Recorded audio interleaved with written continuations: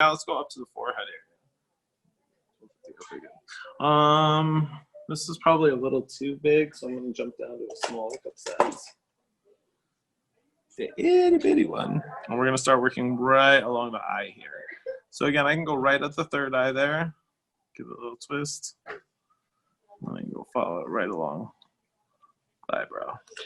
Would you say, like, if you have a migraine or anything like that, would you say cupping on the face would help at all? Sometimes cupping more like around the shoulders is more beneficial for that, because sometimes it's going up the back part of the neck. Okay. Again, with the cupping part, I'm staying right at the top of that orbital socket. I'm not trying to dump in there or anything. The eyes are theirs.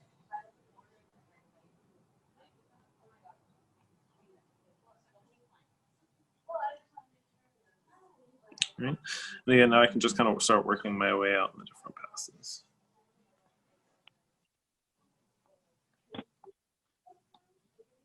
And this will help with sinuses, right? With the cupping?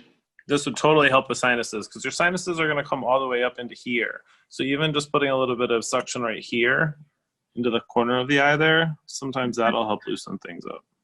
Is it just because it's like on a smaller level than like muscles? I guess you could say, like it's like more of like a liquid. What do you mean?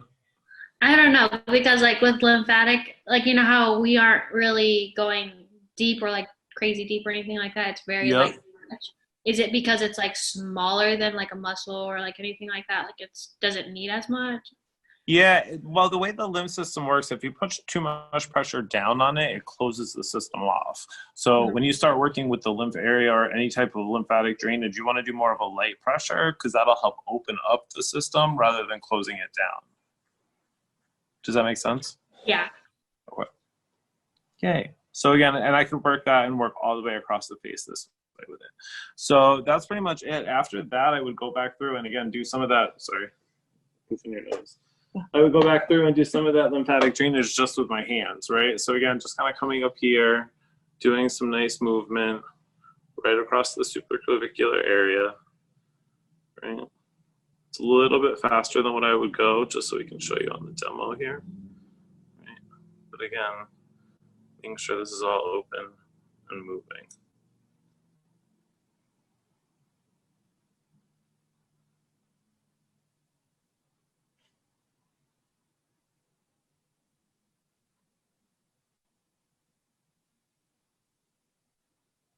Come right into that supraclavicular area, where that node is.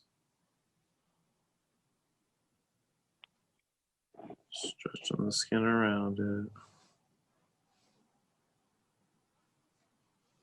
My way up the SCM.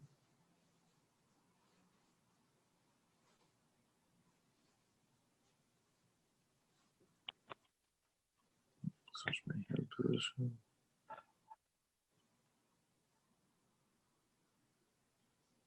This is making me tired. Hmm. So just watching this is making me tired. I'm just like, oh. Throw on some music, a little bit of candlelight. It's perfect.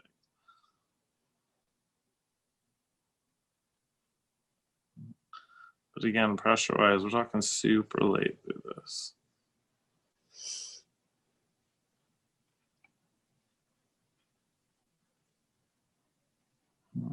Again, coming back through.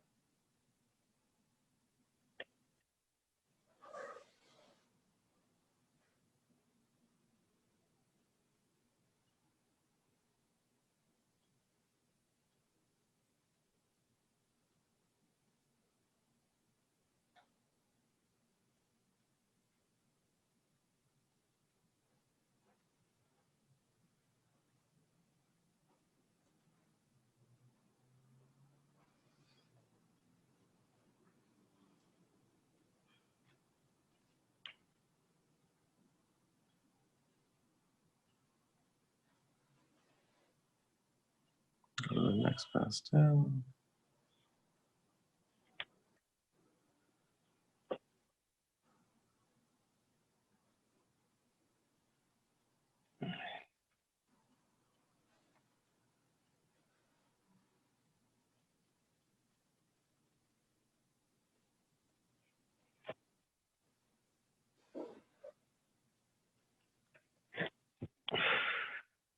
Next pass down.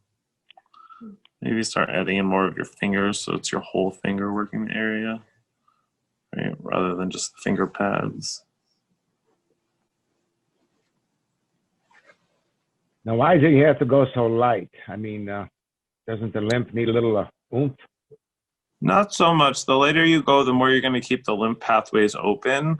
Lymph responds really well to pressure. So if you put too much pressure downward, you actually close off the system. And then again, did a couple passes on the face. So now we want to do a little bit of drainage down. Right. So I'm just on either side. I'm just pushing the skin down.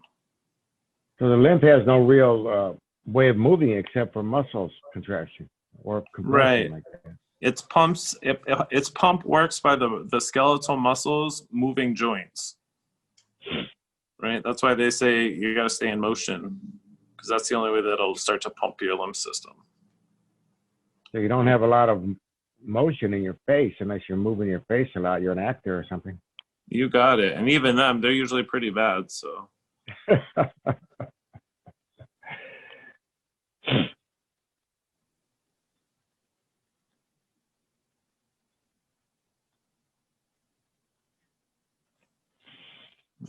Go to the lower part of the face now.